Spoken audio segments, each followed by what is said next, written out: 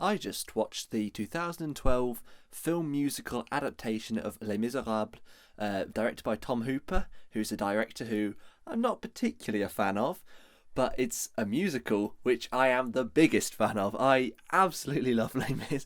I've seen it on stage twice. I've seen the 10th anniversary on YouTube like a billion times. I've seen the 25th anniversary quite a few times. I've seen it all the way through in French. I mean, I love Les Mis. Although I haven't read the book, to be fair, but I'm not a big reader. But I've seen the 1935 film adaptation, which I hear is pretty close. It seems to be, that's 2/3 of a great film, but that's another film. I won't go into that too much. This film is, considering the musical is absolutely perfect. Like, I wouldn't really change any of it. I think this adaptation is a bit of a mixed bag, but at the end of the day, Bad Les Mis still pretty good. So I think if I go into the things I'm not that much of a fan of, first thing was just annoying, and there's no reason for them to do it. They just did it for the sake of it. Is they changed the order of a lot of the songs, so like the events just happen in a different order, and sometimes it's all right. I really like how One Day More goes into Do You Hear the People Sing. I really like how I Dreamed a Dream is put as late as possible because that makes sense kind of more. Fantine is kind of when she's the most broken down is when she sings about how terrible her life is. I think that works best. But then there's other things like they move forward, like way forward. The runaway cart, and I'm like, what's the point of that? It just means that they have to write a new song before that of Javert visiting Valjean for no reason, just so it can explain why Javert's there. And it's like, well, just put that after Fantine's arrest then. Like, it's crazy. But so yeah, some of that annoys me, and I think the new stuff they had loads of like little scenes of dialogue, which just to so that the audience isn't confused. Because I think Les Mis is kind of the sort of thing where it's very overwhelming the first time. Like Hamilton, it's just like a humongous amount of information thrown at you, and stuff which if you miss one line, then you really don't know what's going on. And there's little things as well in Les Mis in the musical adaptation where like they just don't even say it. Like the fact that Gavroche is Thénardier's son and like Eponine's brother, that's not even mentioned. So it is hard to follow. I understand why they did little dialogue scenes, but they do seem a bit out of place considering it's a sung through musical. To just have the odd little scene of just dialogue is a bit weird. And then they add like little bits of sung stuff as well, which isn't in the original soundtrack, which is, I don't think any of it's particularly good. And well, let's talk about Suddenly then, the new song which they put in just to get an Oscar. It's literally in one ear and out the other. I have seen this film a few times now, and I would never listen to it otherwise. I literally, apart from the word Suddenly, I have no idea how that song goes, and it reprises later on as well. So yeah, let's go to the cast now, because that's something which is mixed. Well, if you start off with Hugh Jackman, I think Hugh Jackman's acting is phenomenal. His vibrato in his singing is really, really annoying though. Like his old "God on high" and all that, like that vibration is so irritating, and it just ruins the mood so much.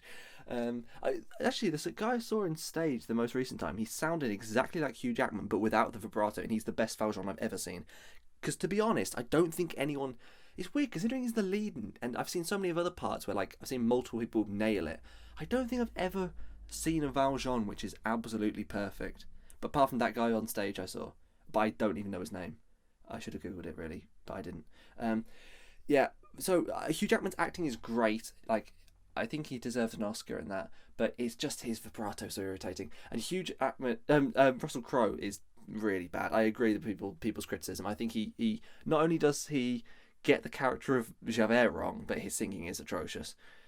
I did like the idea behind, because in the 1935 movie as well, the Javert is very different to how he is apparently described in the books and how he is in the musical, where he's clearly, I mean his motivations are, he's kind of like an Aaron Burr in Hamilton in a way. Like it's more his he's not really villainous. It's more, well no, he's not like Aaron Burr because he is quite villainous.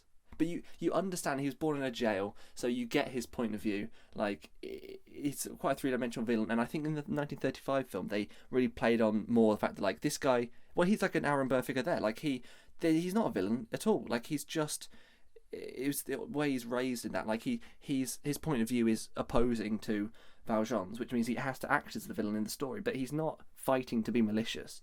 And I think Russell Crowe went for that. Like, I quite like the idea of singing stars, like more like a love song than like a villain song, but he sings it horrendously. Um, and also, who else in the cast? I'm not really a fan of Amanda Seyfried. She's fine. Her voice is a bit grating though, I think. The Thénardiers not a huge fan of.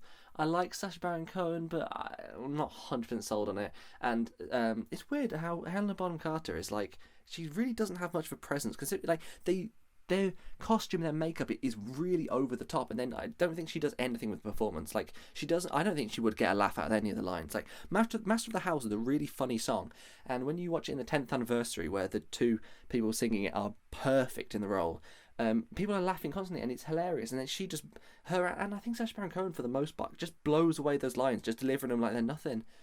So, not a big fan of them. But I think the brilliant ones, I think Enjolras is great. Don't even know the actor's name, but I've never seen him in anything else, and he was really good. Same, Samantha Barks is just a stage actress, I think. Like, she's playing Elsa in Frozen at the moment. But, like, she is the only person to have played that part on stage before she was in the film. And she was brilliant as Eponine. I thought she was great. And I thought the thing with that though, like, they also put in there's a couple of other stage Les Mis actors who they put in the film, like in smaller parts. Cole Wilkinson is perfect as the bishop, but also is it Hadley Fraser? He plays like a random soldier, and he's singing with the voice of an angel when the main cast are a bit wonky. It's very strange, but yeah. Speaking of wonky singers, I think.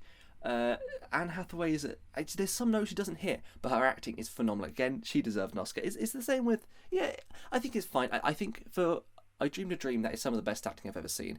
The fact that she doesn't quite get some of the notes, I think really works with how broken she is as a character during that. I think Eddie Redmayne's, again, his voice is a little grating, but I think it works, and I think how he does Empty Chairs and Empty Tables is fantastic.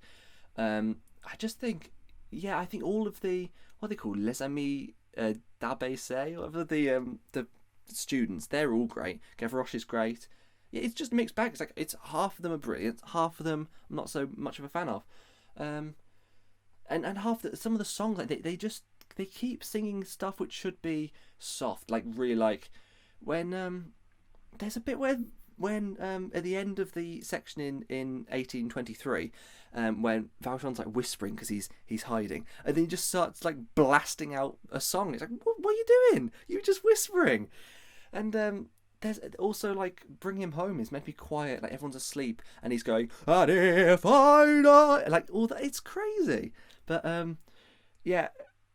So I think some of Tom Hooper's directorial decisions, some of that is weird. The thing with Tom Hooper, it seems very clearly like he loves some Les Mis songs, doesn't care for others, and so he just butchers the ones he doesn't care about. He doesn't put any effort into making sure they at least do a good job of them. He'll just do like, we do a couple of lines of it, even if it doesn't rhyme, or just tweak lots of random line tweaking for no reason, which ruins it.